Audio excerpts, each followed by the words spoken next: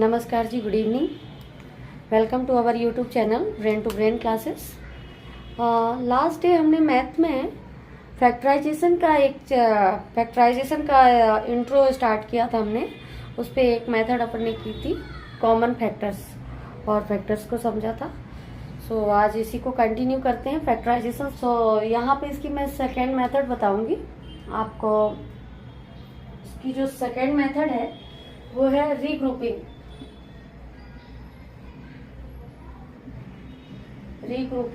Term.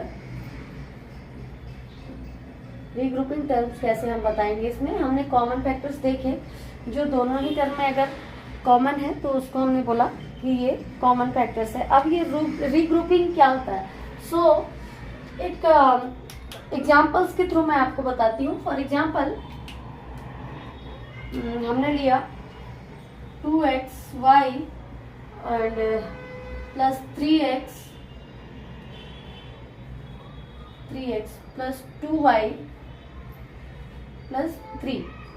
अब इसको हमको रीग्रुप करना है, ये ग्रुप बना के फिर इसके बाद इसके फैक्टर्स निकालने हैं। रीग्रुपिंग का मतलब यही है कि पहले हम उसको एक ग्रुप में अरेंज करेंगे, देन उसके फैक्टर्स बताएंगे। ये एग्जांपल लिया है मैंने। अब आप देखिए, अगर इसमें फैक्टर्स देखें हम 2 के, तो ये है 2 इंटू एक्स इंटू वाई। यहाँ पे अगर मैं देखूँ तो 3 इंटू एक्स और 1 तो मैंने बताया आपको कि सभी का 1 जो है कॉमन फैक्टर होता है। यहाँ पे 2 इंटू वाई, यहाँ पे अगर देखें नेक्स्ट तो ये 3 है, ये सिंगल ही है या 1 है। तो आप ऐसे देखते हैं कि इनमें कॉमन क्या है, ये इन दोनों में क्या है। इसके बाद हम इसको रीग्रुप करते हैं। तो हम देखें, अगर एक्स वाई है तो यहाँ पे 3x है और यहाँ 2y है प्लस 3 है। ऐसा कुछ भी नहीं जो सभी में कॉमन हो।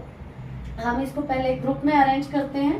ये 2 ले लेते हैं, 2 का ग्रुप बनाते हैं। 2xy प्लस 3x, ये ग्रुप कर लिया हमने, plus 2y plus 3।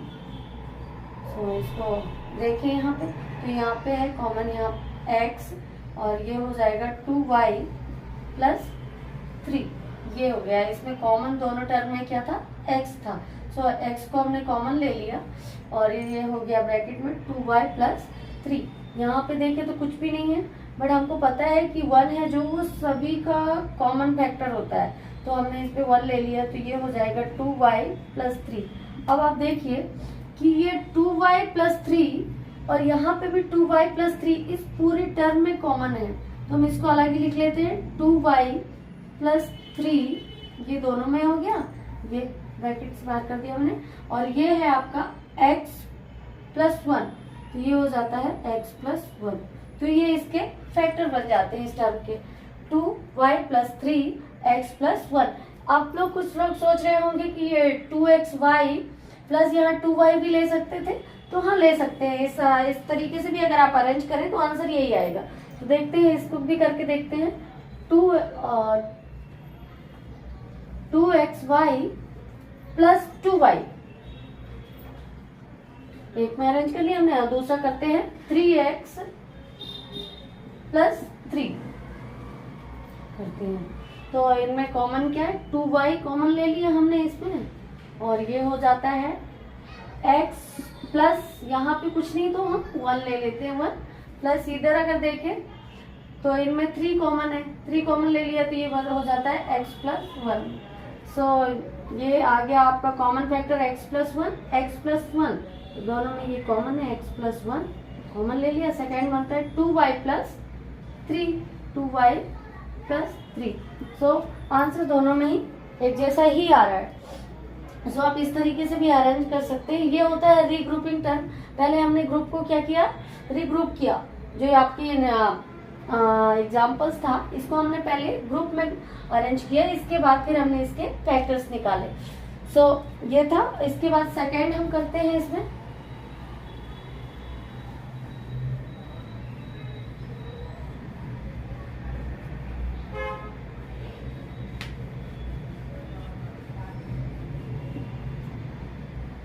Second method है आप।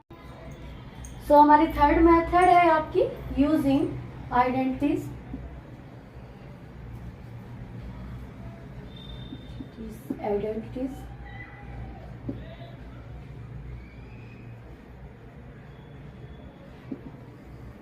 यूजिंग आइडेंटिटीज में हमने कुछ फॉर्मूले बताने हैं।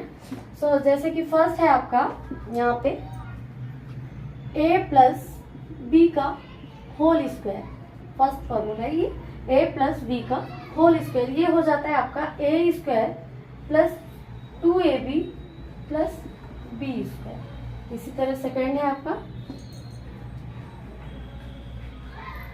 a minus B square, a minus B का होल स्क्वायर होता है a square minus 2ab plus B square. So आप देखेंगे ये सेम ही है, बस माइनस अगर आता है तो यहाँ पे ये प्लस जो था ये माइनस हो जाता है, अगर माइनस में फॉर्मूला तो ये 2ab के पहले माइनस हो जाता है। अब इससे रिलेटेड एक क्वेश्चन करते हैं तो थोड़ा ज़्यादा अच्छे से समझ आएगा। क्वेश्चन लिया मैंने x square plus 8x plus 16, ये क्वेश्चन लिया मैंने। अब आपको ये आइडेंटिटीज इस पे लगानी है। तो अब देखते हैं जो एक्स स्क्वायर है, तो यहाँ पे इसके अगर मैं फैक्टर देखूं तो ये हो जाते हैं x इंटू एक्स, और इसकी बात करें तो ये क्या है अपना 2ab है। अगर हम इसको ऐसे समझे कि अगर हम इसे बोल देते हैं a स्क्वायर तो ये प्लस 2ab है, और ये हो जाता है b स्क्वायर। मतलब अगर हम इसको स्क्वायर करना चाहिए तो आप देखिए एक्स स्क्वायर जो है ए स्क्वायर की जगह पे प्लेस, ए स्क्वायर की प्लेस पे ही रहने देते हैं एक्स स्क्वायर। अब ये देखिए इसको 2ab में ब्रेक करना है, 2 इंटू ए इंटू बी, तो b जो है मेरा b है आपका 16। अगर मैं बोल रही हूँ बी स्क्वायर इक्वल टू 16 है, सो b इक्वल टू क्या हो जाएगा 4, 4 का स्क्वायर 16 होता है। सो पहले मैं इसको सॉल्व कर लेती हूँ, तो ये हो गया 4 का स्क्वायर। अब यहाँ पे देखिए आप जो a है वो तो x ही रहेगा, 2b2 रहेगा, और b की प्लेस पे क्या आ जाएगा 4। सो ये मैं इसको लिख सकती हूँ 2 इंटू 4 इंटू एक्स, ये हो गया एक्स स्क्वायर, और 2 इंटू 4 इंटू एक्स स्क्वायर, और प्लस में बी स्क्वायर मतलब 4 का स्क्वायर। सो जाता है मेरा x square plus 2 into 4a plus 4 square. So a plus B का होल फॉर्म में लिखेंगे तो ये हो जाएगा x प्लस 4 का होल स्क्वायर, जो कि फैक्टर अगर देखें हम तो ये होता है x plus 4 x minus x plus 4, ये होता है बिकॉज ए स्क्वायर है तो ये हो गया x प्लस 4 x प्लस 4। एक बार फिर से समझते हैं, ये क्वेश्चन था x square plus 8x plus 16। सो ये आइडेंटिटीज इधर पे मैंने यूज की है। एक्स स्क्वायर, अब 8x को ब्रेक करना है 2ab के फॉर्म में, 8x को ब्रेक करना है 2ab के फॉर्म में। उससे पहले मैंने क्या किया, जो b स्क्वायर है b स्क्वायर को ब्रेक कर लिया। सो b स्क्वायर मेरे पास यहाँ पे था 16। सो अगर मैं यहाँ b फाइंड करती हूँ तो ये हो जाता है 4, बिकॉज 4 का स्क्वायर ही 16 है। सो यहाँ पे किया मैंने और 2ab 4 स्क्वायर कर लिया, तो ये जो 8x है 8x को अगर मैं 2ab के फॉर्म में लिख रही हूँ तो ये होता है 2 इंटू ए की प्लेस पे x इंटू बी की प्लेस पे 4। सो ये हो जा रहा है 2 इंटू 4a या 8a, ये अरेंज कर लिया मैंने। अब इसको हम अगर a प्लस बी के फॉर्म में लिखे तो ये हो जाएगा x प्लस 4 का होल स्क्वायर। इसको आगे फैक्टर्स में करेंगे, स्क्वायर का मतलब है 2 टाइम x प्लस 4 इसके फैक्टर्स मिल जाते हैं, ये हमारा आंसर हो जाता है। नेक्स्ट क्वेश्चन करते हैं। नेक्स्ट क्वेश्चन है हमारा a square plus 10a plus 25। सो अगर हम इसमें इस आइडेंटिटीज को इधर पे लगाते हैं, अप्लाई करते हैं, तो ये हो जाता है a स्क्वायर और प्लस 10a है जो उसको 2ab के फॉर्म में ब्रेक करना है। तो ये इससे पहले मैंने बोला आपको कि जो आपका b स्क्वायर है अगर इसको ब्रेक कर लेंगे तो 2ab का फॉर्म में ब्रेक करना इजी हो जाएगा। तो 5 किसका 25 किसका स्क्वायर रूट है, तो ये है 5 का, 5 5 जो 25, ये हो जाता है 2 इंटू 5 इंटू a, मतलब 2 इंटू 5a प्लस 5 स्क्वायर और प्लस ए स्क्वायर। सो ए प्लस बी के स्क्वायर के उसमें लिखे तो ये हो जाता है ए प्लस 5 का होल स्क्वायर, जिसके की फैक्टर्स होते हैं ए प्लस 5 एंड ए प्लस 5। ये हमारा फाइनल आंसर हो गया, इसके फैक्टर्स हो गए।